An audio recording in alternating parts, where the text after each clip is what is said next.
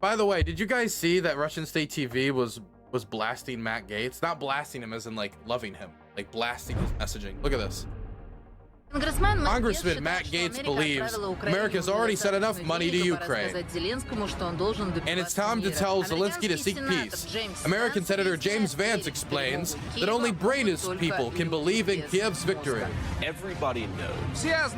Everybody knows. Everyone with a brain in their head knows that this was eventually going to end in negotiation.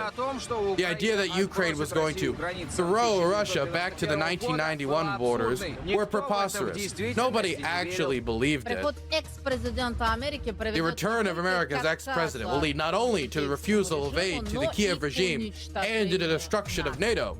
Trump's son, Donald Trump Jr., is calling for the end of support to the world's biggest freeloader. He says, fuck you to those who believe that America should keep funding an endless war with no path to America's victory. And if NATO is so afraid of Russia, then let NATO pay for a war with Russia. Motherfucker, you're in NATO. Fuck on. Dog. Should they have just abandoned us after 9/11? Should all of Europe, when the fucking planes hit our towers, I think maybe Europe should have just been like, not our business, fuck you.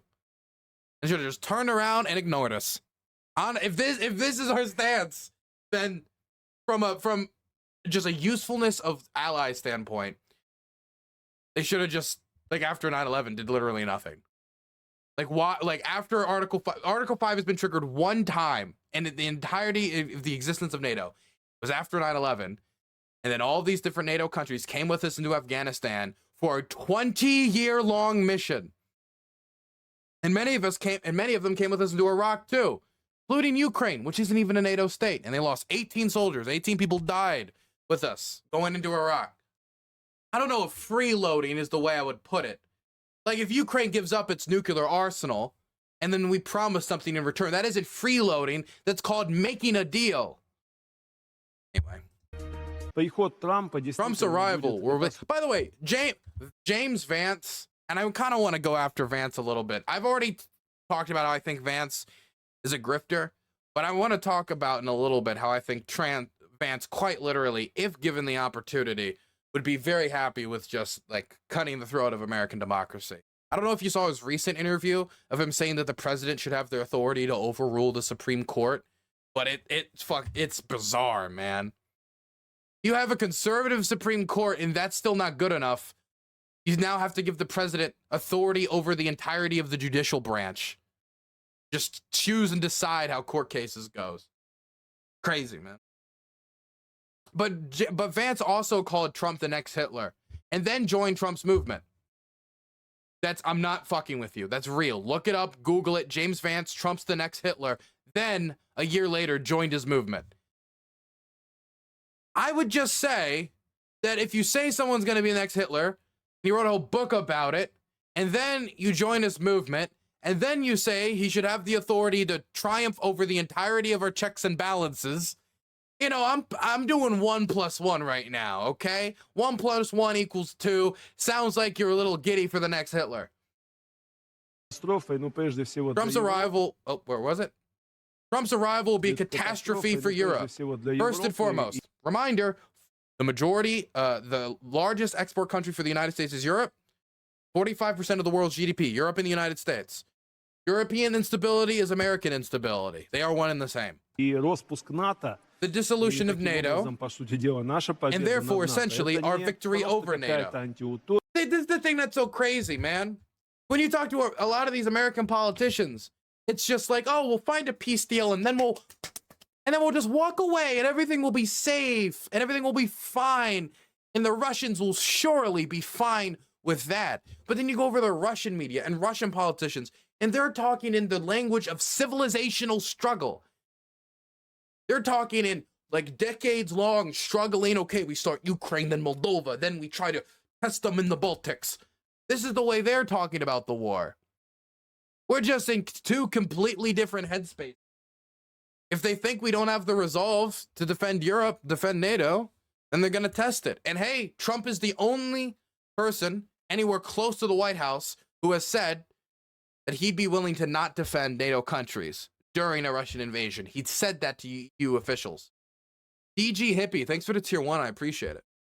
It's not just some anti-utopia or dreams. This is a real perspective. Trump said it many times. This is important.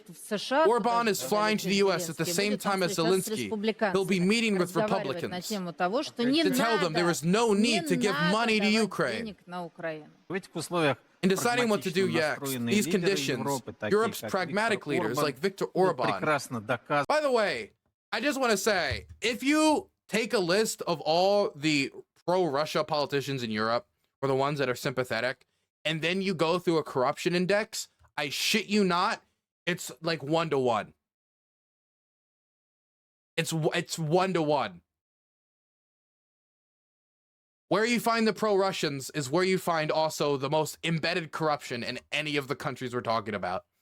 Whether we're talking about the Latvian MP that we just found out to be a Russian agent, or we're talking about that AFD official who we found out his aide was also an FSB spy, whether we're talking about the bags of money found in Moldova with pro-Russian politicians because they supported Russia, so the Russians gave them bags of money. They are excited for Tucker Carlson to be in Moscow, so Vladimir Solonyov decided that while Tucker's in Moscow and he's meeting with Putin doing the interview, to talk about how he's so excited for America's inevitable collapse. Check this out.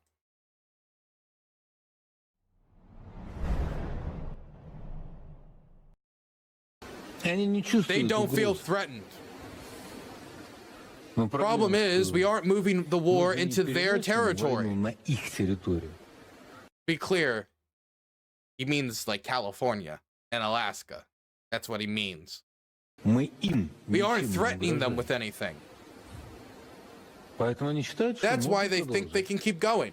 They think that they're permitted to do anything. But yeah, I mean, if the Russians did attack American soil, I will say that the response would be probably overwhelming and disastrous for them. So that's probably why they haven't done it. Like, if you're trying to convince the Republicans to abandon Ukraine, bombing California is probably not a smart move. Tucker Carlson turned up in Moscow. A hysteria started. It's just laughable. Here is what Jen Psaki said. Tucker's position on Putin and Russia's invasion of Ukraine, that would have been antithetical to the Republican orthodoxy less than a decade ago, has apparently become the majority view within the party.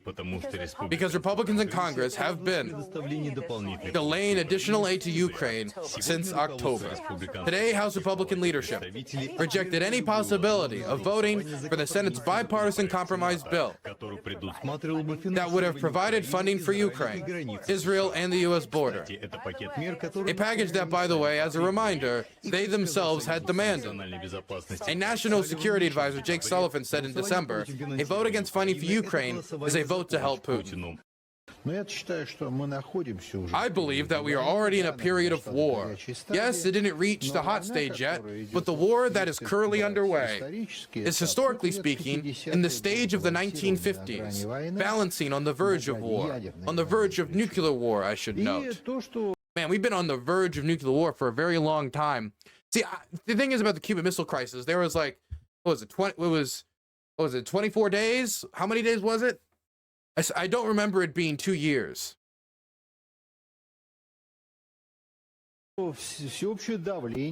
Global pressure. They've mobilized practically all Western countries. As you correctly estimated, over 1 billion men. What? 1 billion men? What do the Russians think they're fighting? The U.S. is a large country with enormous capabilities. The fact that it mobilized 1 billion men against us, it created a perimeter of containment. What do you mean 1 billion men? What the fuck is he talking about? I didn't know we had that type of an army. 1 out of every 7 humans is an American soldier? My God, maybe we are spending a little too much in the army. Not only for us in China, which says a lot. I was certain, and I still am, discounting the belief that the U.S. won't be able to restore their military industry. Yes, they will be able to do it. They've done it more than once in the past. They just need a running start. Hey, at least he's right about that. The thing is, you can't forever say that America won't be able to get its industry started.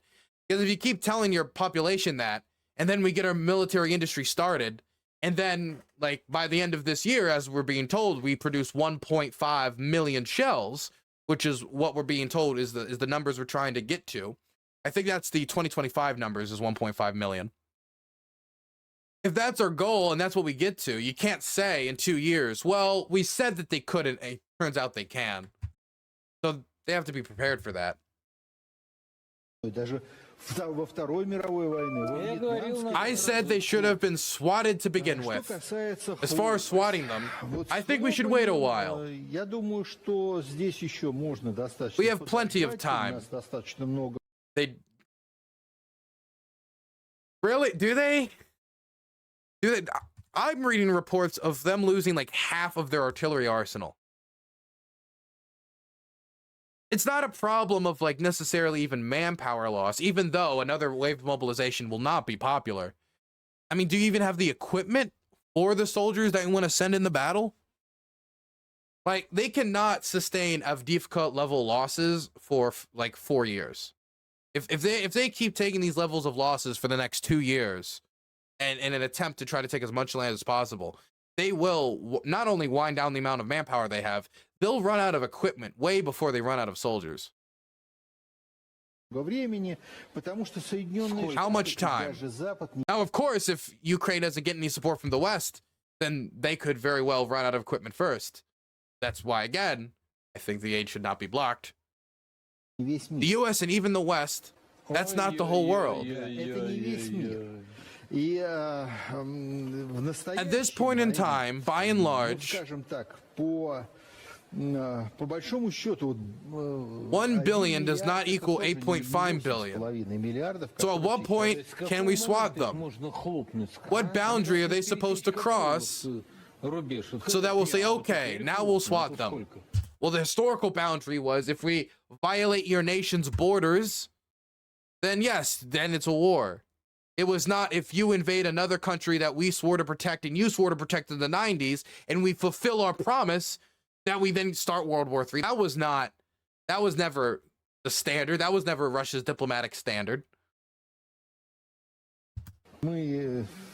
Perhaps we could start doing that. Except, are you certain of what you would define as victory? I am. That's right. If there is no Britain, there is no threat. But will we get a counterstrike? For whom, if Britain still exists? Well, okay. So to be clear, what they're speculating, okay, a lot of this is semi-gibberish, but they're just speculating on whether they can go to war with all of the West. And Solonyov saying, yeah, we can. We have nukes. As if that would stop the nukes that come back. Or as if that would stop all of the conventional armies. Like, if they just fire off all the nukes at once, if there's any standing armies that still exist after the fact, how are they going to stop those advances into Russia? Because you aren't just having a nuclear war with the United States now. You're having a nuclear war with the United States. You have a nuclear war with France. You have a nuclear war with the United Kingdom, as well as fighting all of NATO. Assuming the entirety of the world literally does not end and there is something that exists after the fact, how do you win that confrontation? Assuming that there is a Russian government to continue negotiations with. Why would they want to do it? Knowing that we will immediately... Sorry, these subtitles are kind of whack. They're fast. From the States, why would they want to do it? Knowing that we will immediately destroy them. Is there a guarantee they won't retaliate? 100%, Solonyov says. So this is the thing.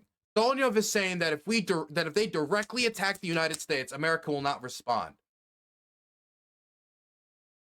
The problem of the Cold War was trying to make the Soviets respect our deterrence. This is also the problem that the Soviets ran into, but a little bit less. Because I think a lot of times we took Soviet, like, nuclear annihilation in response to our aggression for granted. For a lot of Soviet bloc states, like if we were to interfere in Hungary, we took the idea that they might use or start a nuclear war over it somewhat for granted when maybe we shouldn't have. We took escalation for granted over Berlin and the Berlin Wall going up when maybe we shouldn't have. But when it comes to our nation states, the big crisis was trying to make the Soviets believe that we would trade New York City for Paris, that we would trade New York City for Berlin. And this is a lot of the problem of me trying to convince people that we should support Ukraine. It's the same problem we had for the entirety of the Cold War, trying to convince our enemies that we would defend Kiev for New York City. It's the same problem. Now, it's one thing to say that there's a problem when it comes to trying to make an adversary believe that you're willing to risk it all for your allies. And you want to do that because if you're not willing to risk it all for Poland, well, then you're probably not willing to risk it all for Estonia, Latvia, Lithuania. And if you're not willing to risk it all for Poland, Estonia, Latvia, Lithuania, then are you willing to risk it all for Romania? Are you willing to risk it all for Germany? Are you willing to risk it all for Denmark, Finland, Sweden? And it breaks down deterrence. A blow to credibility here could be a blow to credibility elsewhere, which is why a lot of national security experts are worried about the idea of us just abandoning Ukraine, how it could have ripple effects on Taiwan. But he is avoiding that whole conversation about deterrence and saying that if they destroy or attack America at home, within the territory of the United States, where within America could have no option but to respond brutally and completely, that we would just hold our hands and do nothing. It's ridiculous. I mean, think about this just for a moment. Killing those 3 soldiers in Jordan led to 85 strikes in one night, and that was just the start of our response to the death of those 3 soldiers in Jordan, stationed in another country. You kill American soldiers stationed in California. I mean, you have just decided to do what the Japanese did, wake the sleeping giant. The last country to try that was Japan, and that ended with us wiping Tokyo off the face of the earth and rebuilding it from the ashes. So I'm just saying that this isn't even a question of Cold War deterrence. This is just hubris for hubris' sake. Somebody said Tokyo? Yes, Tokyo. Tokyo, yes, Tokyo. We burnt Tokyo to the ground. People talk about Nagasaki and Hiroshima, but Curtis LeMay was the one who burnt city after city after city to the ground, including Tokyo. Tokyo and all the other major Japanese cities were made of wood, and their military industry was intertwined with their civilian housing. And for those 2 reasons, Curtis LeMay, and afterwards he would say, some people would consider me a war criminal for this. If we had lost, I'd be tried as a war criminal. He decided to make bombs and test them in the Nevada desert against makeshift Japanese homes, like fake models, to see which ones would burn them down better. What would be the quickest and fastest way of burning down these Japanese buildings made of wood, because Japanese buildings were made of wood at the time before we rebuilt it and made it steel skyscrapers, that type of stuff. The stuff that Japan became known for in the 80s with all the neon, etc. And so after designing these incendiary bombs, an early napalm, basically, just like early incendiary bombs to target Japan, he then filled them up in bombers. And he said, we're going to go from the city with the highest population, and then we're going to go down the list, hitting one after the other, until we've destroyed most of the buildings, and then we'll move on to the next one. To destroy not only their military capacity and their industry and their ability to produce weapons, but also their will and their will to fight. And that killed many, many, many more civilians than the nuclear bombs that hit Nagasaki and Hiroshima. Curtis LeMay killed many more people than the people who dropped the fat man and the little boy. So, yes, I will say that Tokyo was burnt to the ground. And as much as we talk about Nagasaki and Hiroshima, those cities also had to be basically rebuilt from scratch. I mean, if you look at Bucha tonight, like today, and see every single building just destroyed to the ground floor almost, Like that's the same effect as a nuclear bomb. There was something that really got me that Thomas Schelling wrote about in this book right here, An Influence. And it was about how nuclear weapons didn't do anything new when it came to destructive capacity. It was about the speed at which that destructive capacity could be deployed. And Thomas Schelling put it like this: you could do most of basically everything a nuclear bomb could do with enough determination, a lot of men, and a bunch of ice picks. You could condense the full destructive capacity of a war into the twinkling of an eye, to the sound of a trumpet. You could basically have a whole war in 24 hours while you could stay awake. And that's what makes nuclear bombs special. But Curtis LeMay was able to achieve the same effect, minus the radiation, of course, by just firebombing major cities. And he killed much more people doing it that way. I mean, if the Russians were to drop a small nuclear bomb on Bakhmut, it'd be not that different if they had done what they did anyway. There's a question of standards, of like, you know, the nuclear non-proliferation standards and international standards against the use of nuclear weapons that could be hurt.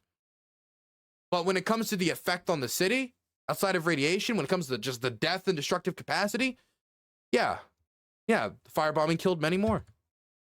If the U.S. doesn't intervene in this conflict, it means they lose it all. They don't think we will strike. If they clearly understand that we currently have a superiority in strategic nuclear weapons, and they can't strike us without us responding with total annihilation, although it should be understood we'll be struck too, but they will get it, fast and harsh, so they say.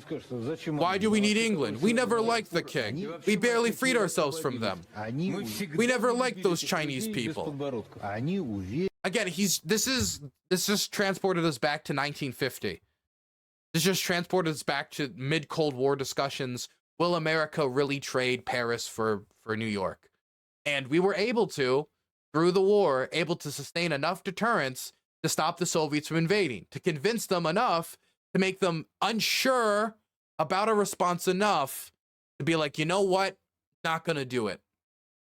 Not going to do it. One proposal, by the way, was to burn the bridges behind us, making it so we didn't have an option but to defend them. One way we've done that is by deploying troops in nation states like Estonia, Latvia, Lithuania. Now, we don't have a ton of troops over there. The troops we have there could not stop a Russian invasion. But if Russia wanted to invade, it would have to kill American soldiers. And once they've killed a few thousand American soldiers, asking the American president to back down, well, that's going to be near impossible. They've burnt the bridge behind them. And by doing that, that increases our leverage, because people like Solonyov will say they won't do anything. There'll be others in the room that'll say things like, but we will have killed 3,000 to 4,000 to 5,000 of their soldiers. They'll have to do something. And that acts as an extra level of deterrence. And they're going to be even more unconfident in this assertion from Solonyov that we won't do anything. They firmly believe that in the end, if you look at the latest report by the Atlantic Council, that if a perimeter is correctly constructed, like it was during the Cold War, we will fall apart on our own. They're certain, but we are certain that they will fall apart. When was the last time we had a report that said we should do this over the other, so that 1 out of 5 scenarios against the U.S. works? Their main thought is this. Guys, you were the first to stop back then in 1918. You were wrong to stop in 1990. Should have finished them off and split them up. Where are our comparable responses? All the money our government spent on these academic institutions, where are the results? When will America fall apart? When are we fighting till? How can we help destroy America? The Republicans in Congress. I don't know, guys. Now this just seems like a Ukraine issue. I'm sure if we just give them Ukraine, the Russians will be like, we're satisfied. We give up any civilizational struggle. You know, Estonia has always been Estonian. You know, we get all the other speeches and things we said, that was all cap. It's falling apart right now, but very slowly. We've been trying to read the tea leaves since the 1990s as to when they will fall apart. We keep burying America since the USSR fell apart. During every upcoming election, we say it will fall apart. Oh my God. Yo, there's somebody in there with like a single brain cell. It's like, dude, we always say they're gonna fall apart, and then they never fucking fall apart. Then we fall apart.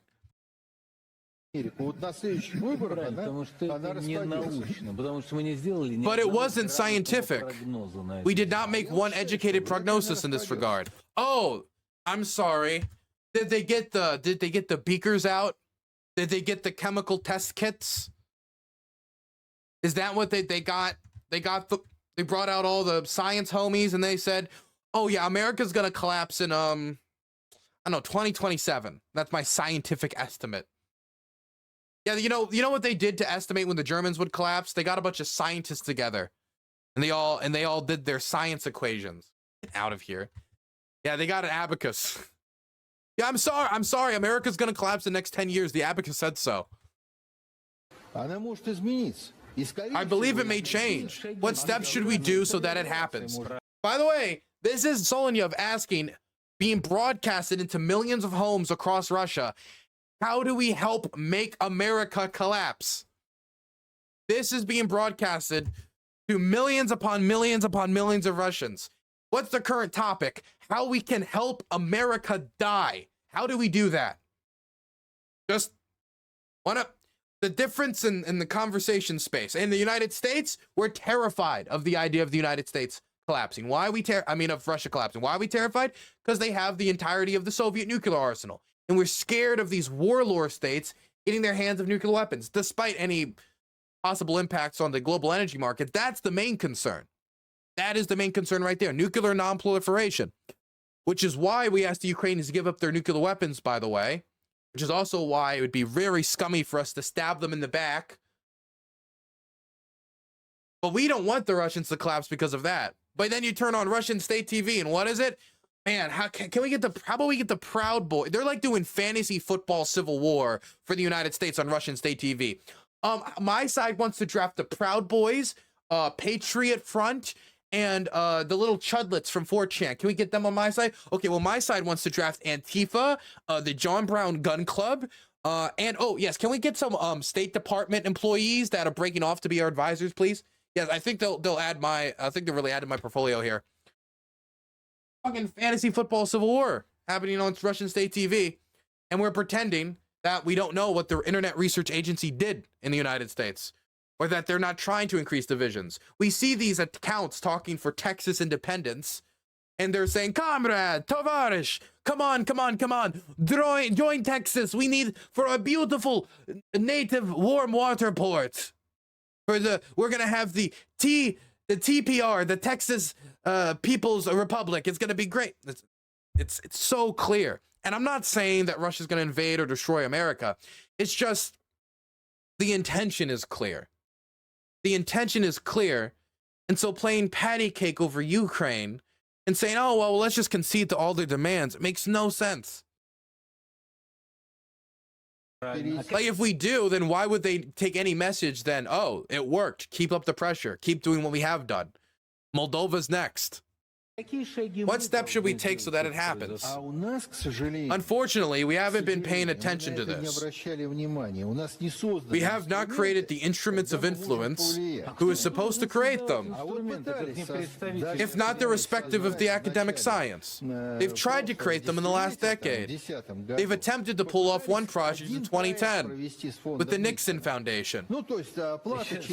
Dog, they're just like on Russian state TV, like, yeah, we're trying to like manipulate American politics. Yeah, we're trying to make America collapse. We did this thing in 2010 that failed. It just open, just blaring it out on Russian state TV. Just like, yeah, we tried this one thing to make America collapse. It failed. We tried this other thing to make America collapse. It failed. Just fucking twiddling our thumbs. Do. One project with the Nixon Foundation? That's just what I'm aware of, just the way it sounds. We decided to carry out an American project with the Nixon Foundation? There may have been others.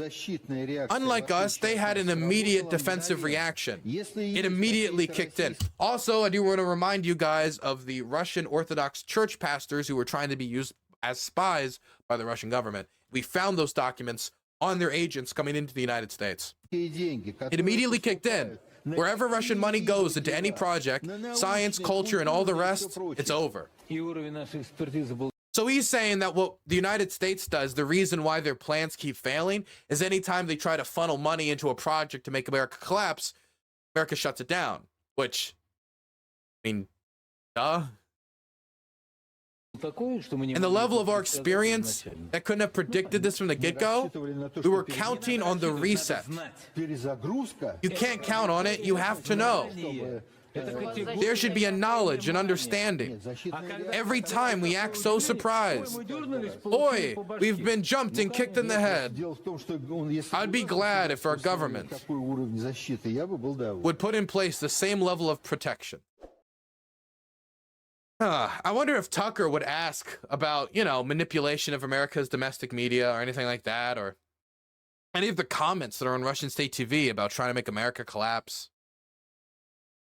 I mean, do you remember when we had one defense official saying it'd be good if Putin's regime collapsed, and immediately the Biden administration had to reel it in and be like, no, that's not our official position, and da da da da da.